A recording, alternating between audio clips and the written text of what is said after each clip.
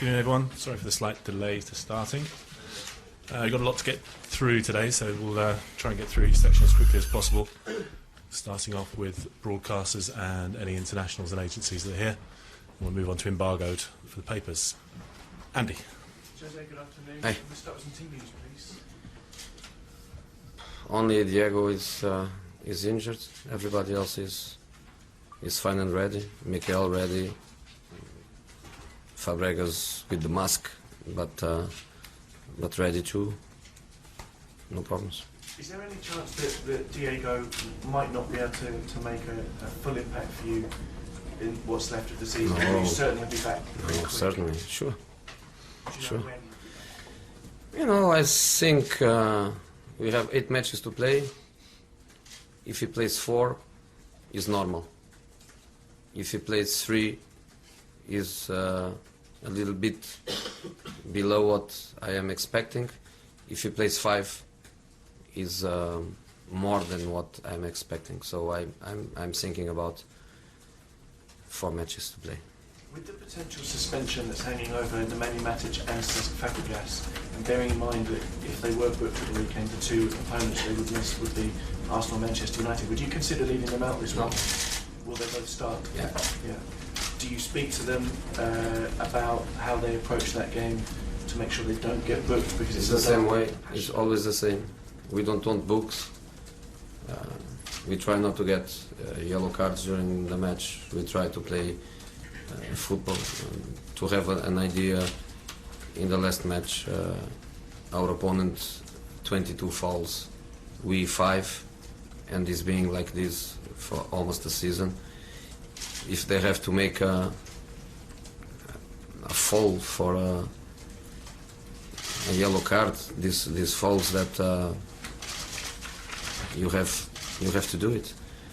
They have to do it, and another one plays. But the way we play, I think it's not easy for our players to be booked. Is that what they call a calculated risk, playing them in a derby?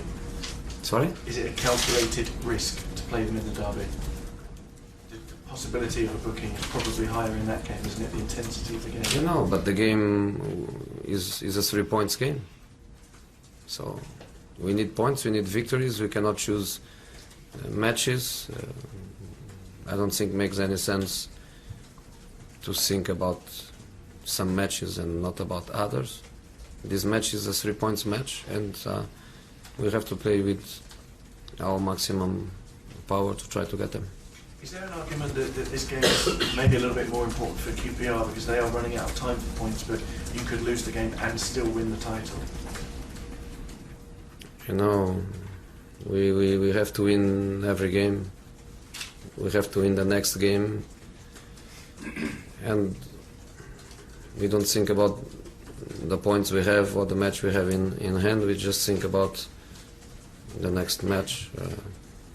I know QPR, they have 1 match more than the teams that are competing with them, and everybody knows that they need points in these remaining 6 fixtures they have. So we know it's a difficult game for us.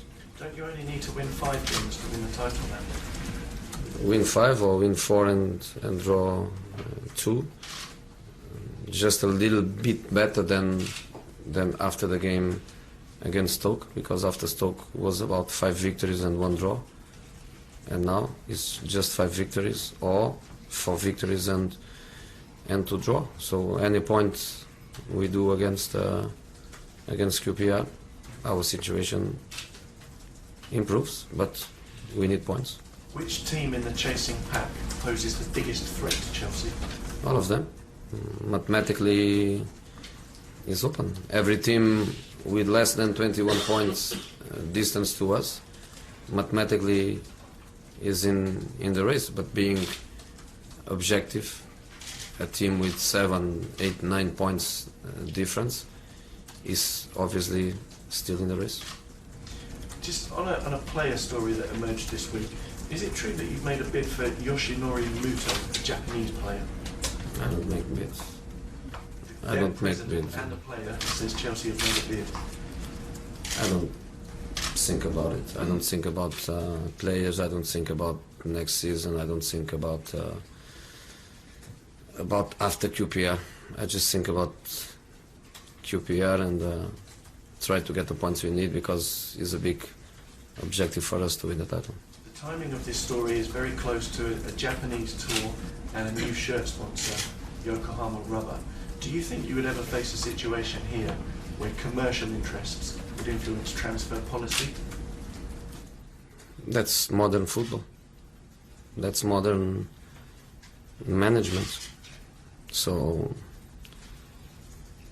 there is something that in modern management you cannot close completely the door to a little bit of commercial interests. But at the same time, a football club is always a football club, and a top football club has only space for very good players, or at least very good prospects. So no, we would never bring a player if the player has no capacity to be in a Chelsea Football Club squad. And just one final question from me.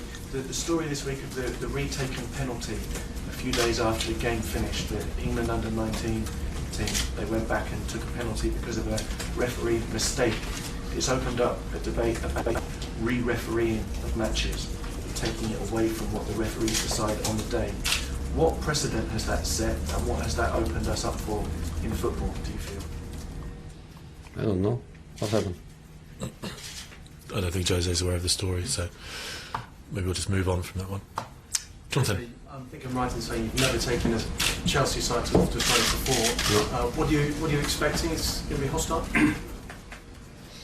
That's what people tells me. I never played there. I don't know, but that's what people tells me. But you know, we go to play. We go to win. The people in the stands, they can play a role, but they cannot score goals. The referee and the assistant referees are there, so I'm not worried. I go just focus on play our game and try to win. Will it be a testing afternoon, do you think, for John Terry? Will he have to be strong? Obviously, we've said it's going to be hostile, and there is a history there, obviously, with him. No, I don't think so. I think it's just a football match. Obviously, a very important match for both teams, and we know that. We know that they want to win, and I think they also know that we want to win. So nobody is expecting an easy match. In the last weekend, we played against a team that is very stable in the middle of the table, has no possibilities of relegation, no possibilities of European competition, and they were fantastic in their approach, in their commitment, in trying to win the match or not losing the match as they need. So I think that's proper football. You said that those teams who are 7, 8, 9 points behind can still win the title, but are you surprised what's happened to Man City? No, I'm not surprised, because this is the Premier League. You know, in other competitions, it's difficult to believe that the top team can lose 4, 5, 6, 7 matches in a season. Is very difficult. In almost every country, it's very difficult for the top teams to lose so many matches. But here, yes, in here it's possible. So no, I'm not surprised. It's happening to everybody. Everybody loses matches. Everybody loses points. Having said that, you've been on top of the league for a long time. I think since the end of August. Is that a reflection on Chelsea's dominance, or a reflection on the rest and their failure to catch it? It's a reflection of everything. We have more points than the others. We are top of the league. To be top of the league since day one shows also consistency, stability, and confidence, and a brave approach to every game to be there. So we are there. We deserve to be We deserve to be there, but every game is difficult, and we still have 8 matches to play. Just one on Diego Costa. How concerned are you by this hamstring injury that he's got? It keeps recurring. I'm not concerned. I'm not concerned. I'm concerned about the match Sunday. Will he be treated over the summer, or is it just rest, or will he actually need specialists? I don't know. In this moment, I don't want to think about him. For 2-3 weeks until he's ready to play, I don't want to think with him. That's the way I approach things. You never listen me crying because a player is injured. It's part of the game, and I don't want to think about it too much. Matt? Fine today, thank you. Yes, sir. Just a simple question. Do you know the Yoshinori Muto, or have you ever seen a video on him? A little, I know a little, yes. Any impressions? I don't think it's nice for me to speak about a player that plays for FC Tokyo. If the FC Tokyo coach speaks about my players, I wouldn't be happy. Yep. You just mentioned that for a modern day football club, it's kind of normal, to be linked with either very good player or either very good prospect. And to your eyes, player like Muto, is he a very good player at the moment or a very good prospect in your eyes? It's the same answer to your fellow. It's not nice for me to speak about other players. The only thing I can say is to repeat a little bit what I told before, which is in modern football, and football is a business, is an industry, you have to think about the financial situation, especially a club like Chelsea that wants always to be under the rules and under the financial fair play. So it's important for us. But we are a football club. We want to win matches and trophies, and we don't get players if we don't believe the player is a good player or a good prospect. That is for sure. Okay.